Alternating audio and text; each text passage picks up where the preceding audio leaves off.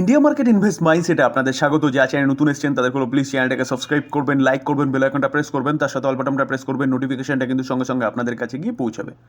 Sir, এই ভিডিওতে আমরা অনলি ফর একটা কোম্পানি নিয়ে আলোচনা করব, যেই কোম্পানিটা কিন্তু ফিউচার ওরিয়েন্টেড বিজনেস করে এবং ভবিষ্যতে এই কোম্পানিটার বিজনেসের কয়েক গুণ বাড়তে চলেছে।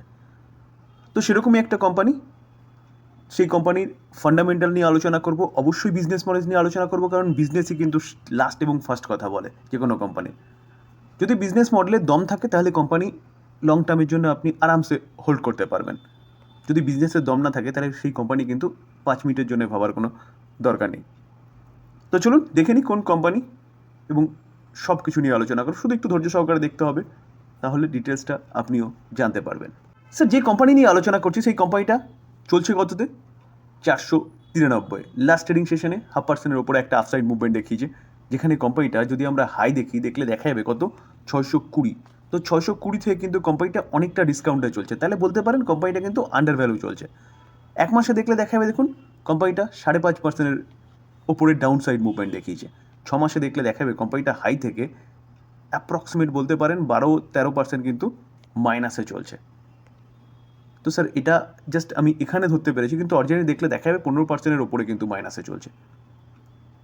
তো স্যার, যদি আমরা 6 মাসে দেখি 54% রিটার্ন দিয়েছে। আমরা যদি কোম্পানিটার 1 বছরের চার্ট দেখলে দেখা যাবে, দেখুন 1 বছরে কোম্পানিটা 85% একটা আপসাইড মুভমেন্ট দেখিয়েছে। আমরা যদি 5 বছর রিটার্ন দেখলে দেখা যাবে 176% রিটার্ন দিয়েছে।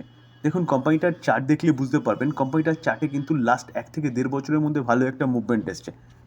কেন স্যার? একটু আগে বললাম, কোম্পানিটা কিন্তু ফিউচার ওরিয়েন্টেড বিজনেস করে। কোম্পানি যা বিজনেস করে সেই বিজনেসের কিন্তু জাস্ট শুরু বলতে পারেন ডিমান্ড। আমরা যদি কোম্পানিটার রিজার্ভ দেখলে দেখা যাবে, দেখুন 6211, সেটা 6800, 6800টা 10,500, 10,500টা কোথায় এসছে? 11,100, সেটা 13,000। তো কোম্পানি রিজার্ভ কিন্তু কন্টিনিউয়াসলি বাড়ছে। তো রিজার্ভ বাড়ছে মানে বলতে পারেন কোম্পানি কিন্তু বিজনেস ভালো করছে, তার জন্যই কোম্পানির রিজার্ভ বাড়ছে। যেখানে লং টার্ম বোরোয়িং কোম্পানিটার কি? শূন্য। এবং তার পাশাপাশি শর্ট টার্ম বোরোয়িং দেখলে দেখা যাবে শর্ট টার্ম বোরোয়িংও কী আছে? শূন্য। অর্থাৎ কোম্পানিটা পুরোপুরি কিন্তু ডেট ফ্রি কোম্পানি।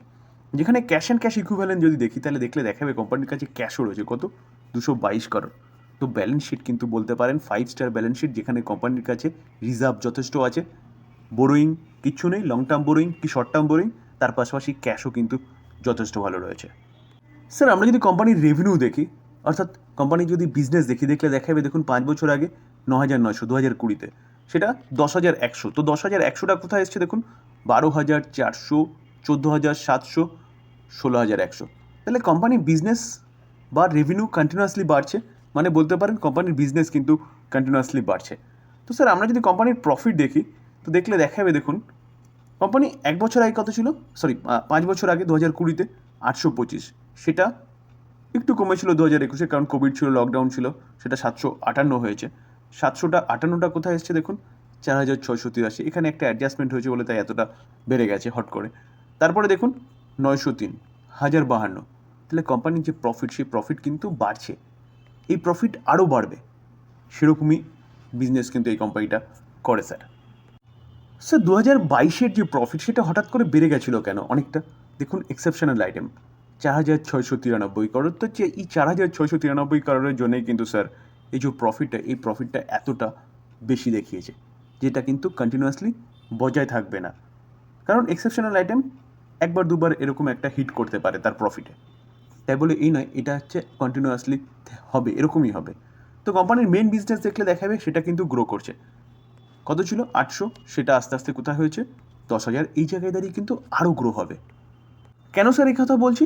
কারণ কোম্পানির বিজনেসের প্রতি কনফিডেন্স থেকে। চলুন দেখে নিই কোম্পানি কী, আর আমি এত কনফিডেন্স সহকারে এই কথা কেন বলছি।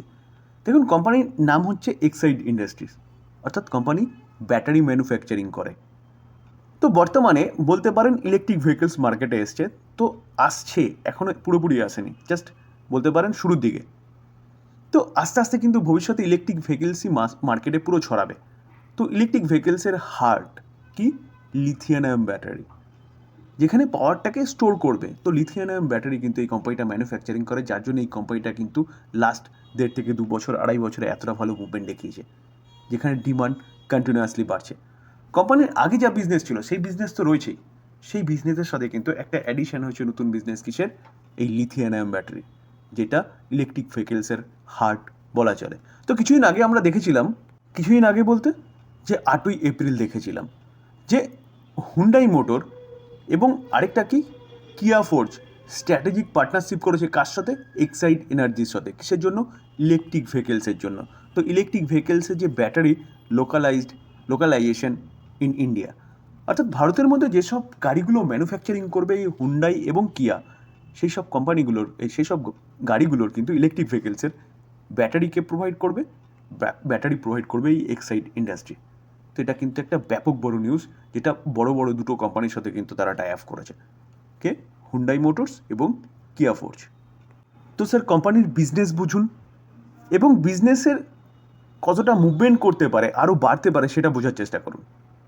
কারণ কারণ যা বিজনেস ছিল ঘিসাপিটা কোম্পানি, সেটা যদি এখনও থাকতো, অনলি ফর সেটা যদি এখনও থাকতো, তাহলে এই কোম্পানি নিয়ে আলোচনা করতাম না স্যার। কোম্পানি নিয়ে আলোচনা করার পিছনে কারণ হচ্ছে কোম্পানির ব্যাটারি, লিথিয়াম আয়ন ব্যাটারি, যেটা ইলেকট্রিক ভেহিকেলসের হার্ট। তো সেই জায়গায় দাঁড়িয়ে স্যার এই কোম্পানি নিয়ে কিন্তু আপনি চিন্তাভাবনা করতে পারেন লং টার্ম ইনভেস্টমেন্টের জন্য। আমরা যদি শেয়ার হোল্ডিং প্যাটার্ন দেখি, তাহলে জুন 2024 প্রোমোটার 46% স্টেক হোল্ড করছে, FIs foreign institution investor 13.7% stake hold করছে, domestic institution investor 17.9% stake hold করছে এবং পাবলিক দেখুন 22.4% স্টেক হোল্ড করছে। তাহলে স্যার অ্যাপ্রক্সিমেট বলতে পারেন যে 78% স্টেক কিন্তু কে হোল্ড করছে, প্রোমোটার, ফরেন ইনস্টিটিউশন ইনভেস্টার এবং ডোমেস্টিক ইনস্টিটিউশন ইনভেস্টার।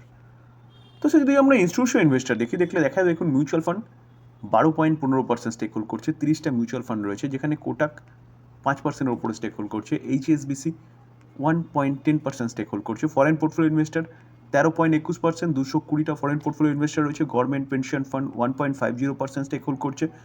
এবং তার পাশাপাশি যদি দেখলে দেখা যাবে, দেখুন ইন্স্যুরেন্স কোম্পানি 5.5% স্টেক হোল্ড করছে, তো তার মধ্যে 15টা ইন্স্যুরেন্স কোম্পানি রয়েছে।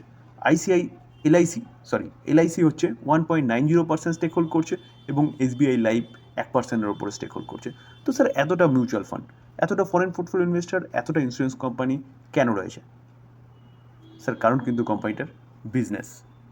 তো সবশেষে বলা যেতে পারে কোম্পানি যে বিজনেসটা করছে বা বিজনেসের দিকটা খুলেছে, সেটা কিন্তু ফিউচার ওরিয়েন্টেড। আস্তে আস্তে ভবিষ্যতে ইলেকট্রিক ভেহিকেলসই মার্কেটে থাকবে, আস্তে আস্তে পেট্রোল ডিজেলের গাড়ি কিন্তু বন্ধ হয়ে যাবে। তো এই কোম্পানির বিজনেস অদূর ভবিষ্যতে অনেক বাড়তে চলেছে। তো এই কোম্পানিটা কিন্তু আপনি রাডারে রাখতে পারেন। দেখুন আমি বাই রেকমেন্ডেশন দিচ্ছি না, আমি রাডারে রাখার কথা বললাম। এবার বাই করবেন, সেল করবেন নিজের ডিসিশনে, বা আপনি ফার্দার অ্যানালাইসিস করবেন, বা আপনি আপনার ফাইন্যান্সিয়াল অ্যাডভাইজারের সাথে কথা বলে নেবেন, তারপরে বাই করবেন। স্যার অনেকে দেখি ভিডিও দেখার পরে বলে যে এটাকে বাই করবো স্যার, এই জায়গায় বাই করা যায়। দেখুন স্যার, কোম্পানি দেখুন, কোম্পানির বিজনেস বুঝুন, কোম্পানি কি আন্ডার ভ্যালু রয়েছে নাকি সেটা বুঝুন। আন্ডার ভ্যালু মিনস একদম শর্টলি যদি ধরেন, তাহলে অ্যাটলিস্ট 15-20% নিচে আছে নাকি। যদি ভালো কোম্পানি হয়, যদি 15-20% নিচে হয়, তাহলে বাই করার চিন্তা ভাবনা করতে পারেন, তবে নিজে অ্যানালাইসিস করে তারপরে। আর অবশ্যই লং টার্ম ইনভেস্টমেন্টের জন্য, কারণ শর্ট টার্মে অনেক কিছু হতে পারে। যদি এখনই কোথাও বড় সড়ো যুদ্ধ হয়, এই কোম্পানিগুলো দেখা গেলো 40% কারেকশন হয়ে গেল, তখন আপনি আমাকেই ব্লেম করুন, স্যার আপনি বলেছিলেন তাই জন্য কিনেছিলাম। লং টার্ম মিনিমাম 5 বছর। স্যার ডিসক্লেমার দিয়ে রাখি, কোনো বাই সেল রেকমেন্ডেশন নয়। আলোচনা এই পর্যন্ত। যদি আলোচনা ভালো লাগে, যা চ্যানেল নতুন এসেছেন তাদেরগুলো প্লিজ চ্যানেলটাকে সাবস্ক্রাইব করবেন, লাইক করবেন, বেল আইকনটা প্রেস করবেন, তার সাথে অল বাটনটা প্রেস করবেন, নোটিফিকেশনটা কিন্তু সঙ্গে সঙ্গে আপনাদের কাছে গিয়ে পৌঁছাবে। দেখুন স্যার, কন্টেন্ট যদি ভালো লাগে প্লিজ একটা লাইক অবশ্যই করুন, কারণ আপনার লাইক করতে তেমন কিছু যায় আসে না, কিন্তু আপনার লাইকের মাধ্যমে আমি মোটিভেশন পাই এবং তার পাশাপাশি ইউটিউব প্রচুর মানুষের কাছে এই কন্টেন্টগুলো কিন্তু পৌঁছে দেবে। থ্যাংক ইউ, ভালো থাকবেন।